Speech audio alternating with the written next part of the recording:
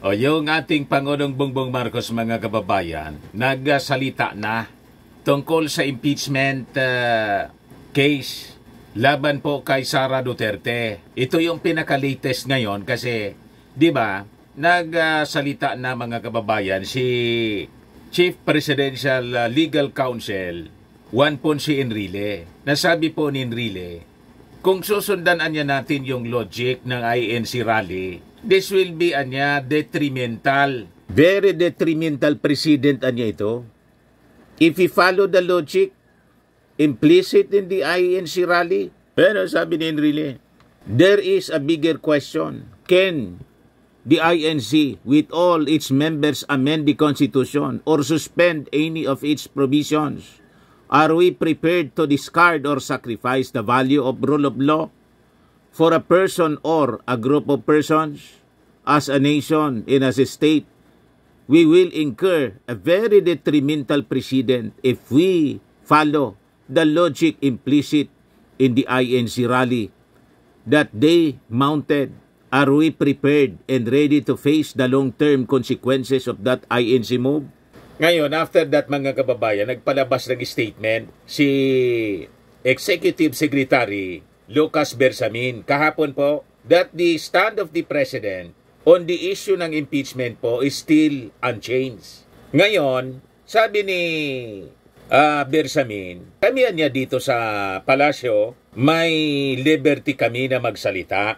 Yan mga kababayan, sabi ni Bersamin, President's men free to speak out. In this way, anya, policy making is enriched by diverse views, resulting in decisions distilled from a wealth of varied experiences, different disciplines, and the special expertise of those who contribute. It is anya in this spirit that Secretary Enrile came forward with these views. While his thoughts may carry weight and are always valued, he is one of many that the President seriously considers. Despite anya Enrile's statement on the impeachment complaints against Duterte, sabi po ni Bersamin, the President's position niya on the matter remain unchanged. Hindi pa niya nagbabago, pero malapit nang magbago. With this statement ng ating Pangulong Bongbong Marcos ngayon, tama yung ating reading. Naghihintay lang po ng right timing yung ating Pangulo. Isabi nga natin palagi, mga kababayan, yung nasasaad sa kanta. Wise men say, only fools rush in. Yung mga mangmang lang daw po. Hindi man po mangmang yung ating Pangulong Bongbong Marcos para magmadali. Sabi ko nga po, mga kababayan, sa Congress, siguradong lusot, ma-impeach si Sara. Pag-abot sa Senado, pagdating po sa Senado, makakalusot kaya? Yon ang reading ko, mga kababayan, kung bakit cool ang ating Pangulong Bongbong Marcos at this moment. Kontra siya sa impeachment ngayon. Pero pag natapos ang eleksyon, kasi sabi ng ating Pangulo, na-interview ng mainstream, ngayon lang po, problematika siya niya. Yan o, Marcos on Enrile's impeachment view.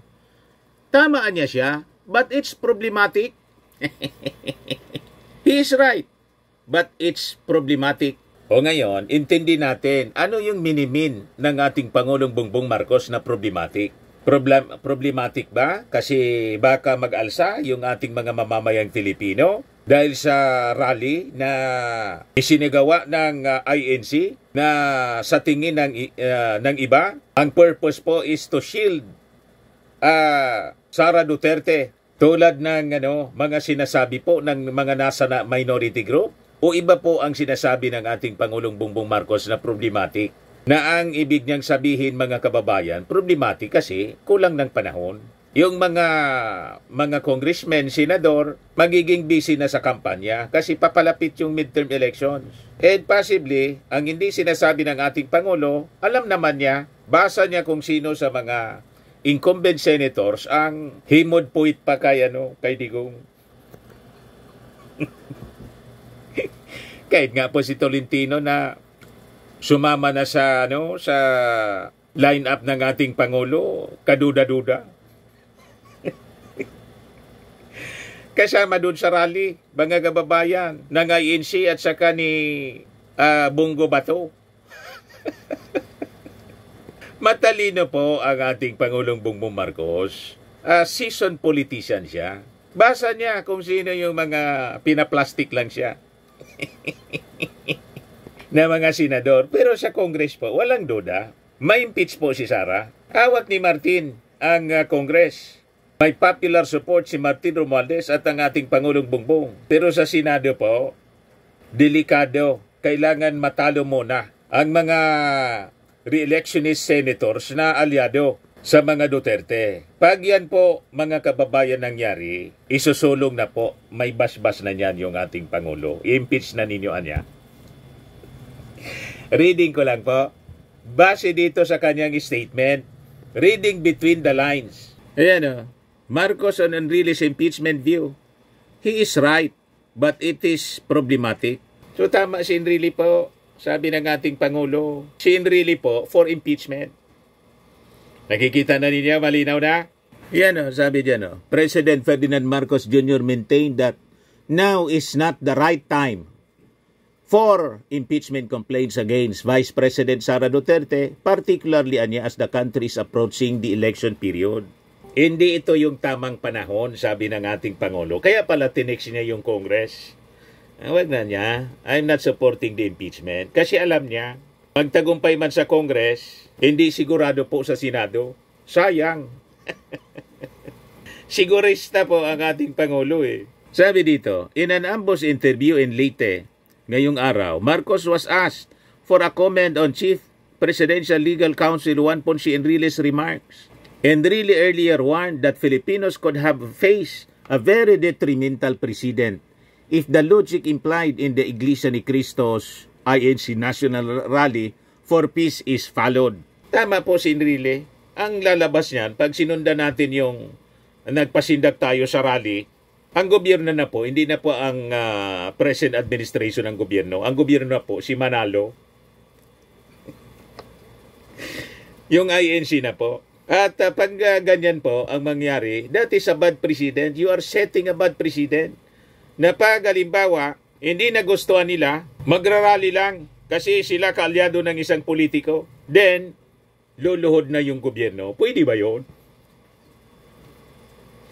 Di ba? Hindi pwede na ang magdikta po sa gobyerno kung sinong tao na hindi man po pinili ng ating mga mamamayang Filipino. The rule of law should prevail.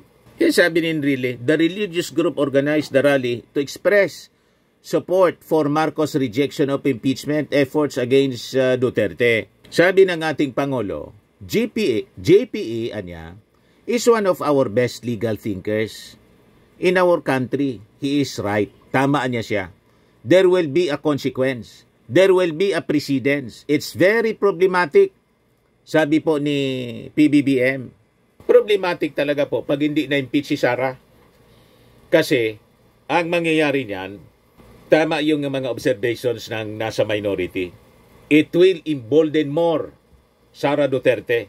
Lalo na magiging arrogante po si Sara Duterte na walang pagrespeto po sa ating batas at sa ating mga institusyon. Magiging kiko-kiko yung ating gobyerno. Sino pa magre-respeto po sa ating gobyerno na sa konting rally lang po ng INC, pasisindak agad po tayo at sila na yung magdidikta ng kung anong dapat na gawin. Tama po yung ating mga analysis. Yun ang minimi ng ating Pangulo na magiging problematic because it is a very bad precedence, mga kababayan. Pero sabi niya, but I still think even if Congress is mandated, the House and Senate do not have a choice once these impeachment complaints are filed. Sabi ng ating Pangulo, I don't think, anya, now is the right time to do that. And besides, as a practical matter, we are entering the campaign period. There will be no congressmen, no senators. They will be campaigning. And we won't be able to form a quorum. Yan ang minimi ng ating Pangulo na problematic. Kaya hindi niya sinusupport ang impeachment. So, kung hindi niya sinusupport ang impeachment ngayon, sabi niya, malinaw yung sabi niya po, reading between the line, yan o, I don't think now is the time to do that. Madaling sabi, not actually putting words into the mouth of the President. Pero, masasabi natin ang iniisip ng ating Pangulo, ngayon hindi siya tamang panahon. May tamang panahon para dyan. And I think, ang tamang panahon, nababasa natin sa isip ng ating Pangulo after election na. And siguro, ang gagawin, ulitin ko yung mga sinabi ko noon, ang gagawin ng mga kaalyadong congressmen at pati ng ating Pangulong Bongbong Marcos, papanalonin niya yung kanyang mga kaalyado. Dapat manalo siyempre, ikakampanya niya ng mabuti para manalo lahat yung kanyang mga kaalyado. Yung mga kaalyado ng mga Duterte, tulad ni Bongo, ni Bato, hindi ko man sinabi na pati si dapat damay. Kasi siyempre kapatid pa rin yan ng ating Pangulo. Siguro mananaimik na lang yung ating Pangulo pagdating kay Amy Marcos. Di ba? Kasi ang kapatid-kapatid. Pero pag natalo si Amy Marcos, choice niya yon mga kababayan. Pero masama naman na yung ating Pangulo mismo, kapatid niya si Amy, ikampanyang huwag iboto. Nangangampanyang huwag iboto si Amy Marcos mga kababayan, mga Marcos loyalist kasi inis na kay Amy. Hindi man natin masisisi sila kasi yun na nga po, yung nangyari, alam na ninyo. Binantaan na lahat, yung ating Pangulo binantaan, si Speaker Martin, yung asawa ni PBBM, walang reaction si Amy. Yung tatay nila, gustong ipahukay, wala ring statement si Amy. Duterte pa rin. Di ba? So yun ang ating reading mga kababayan. Palalampasin ng ating Pangulo ang eleksyon. At yung mga kaalyado niya, siguradong ikakampanyang huwag iboto itong mga kaalyado ng Duterte. Para makuha ang numero, mga kababayan sa Senado. Kasi yung mga senador, uupo na senator judges sila. Sigurado ang conviction. Ngayon hindi po sigurado. So sabi ng ating Pangulo, in his warning, o sabi dito sa balita, in his warning, Enrile questioned whether or not the INC can override constitutional processes. Are we prepared anya to discard or sacrifice the value of the rule of law for a person or a group of persons? Executive Secretary Lucas Bersamin in his response to Enrile's statement emphasized Marcos' commitment to fostering open discussion within his administration. In this way, policy making anya is enriched by diverse views, resulting in decision distilled from a wealth of varied experiences, different disciplines, and special expertise of those who contribute. While his Enrile's thoughts may carry weight and are always valued, he is one of many that the President seriously considers, sabi po ni Bersamin. Kahit sa statement ni Bersamin mga kababayan, nandun mababasa natin na nire-respeto ng ating Pangulo. Kaya seryoso niyang kinukonsider. And this time, kinonfirm na ng ating Pangulo na tamaan niya si Enrile. Kailangan niya, hindi pa ito yung tamang panahon. So, kailan ang tamang panahon? It will be after election. Para may panahon yung ating mga congressmen at senador, yung mga senador, mga kababayan, may bago nang uupong mga senador na kung tayo magtutulong-tulong na wag iboto yung mga pro-China, magtatagumpay po ang pagtanggal kay Sara Duterte. So, in other words, in summary, mga kababayan, hindi nangangahulugan na yung ating Pangulo ay ayaw sa impeachment. Ayaw ngayon kasi hindi magtatagumpay ngayon. Busy yung Congress ngayon. Problematic. Yan ang aking reading. Pero pag buwelo na, may tamang panahon. After election, yun ang tamang panahon. At bagong kongreso, yung kongreso, siguradong si Speaker Martin pa rin yung uupo na Speaker of the House. And majority of the incumbent congressmen mananalo. Yung mga members ng Quadcom, babalik yan mga kababayan as re-elected congressmen ng 20th Congress. Yung mga senador, dapat matalo yung mga pro-China. Pag natalo yung mga pro-China, panahon na para tanggalin si Sara. And I think yung ating Pangulong Bongbong Marcos tatahimik na lang. Trabaho na niya ninyo yan. Yan ang sasabihin ng ating Pangulo. In fact, sinabi na niya ngayon. Yan sabi ng ating Pangulo. But I still think, even if Congress is mandated, the House and Senate do not have a choice once these impeachment complaints are filed. Walang choice po. Bakit?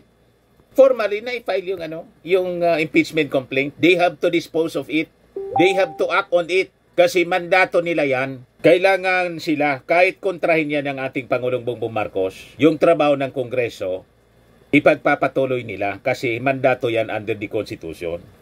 And irirespeto ng ating Pangulo yung separations of powers.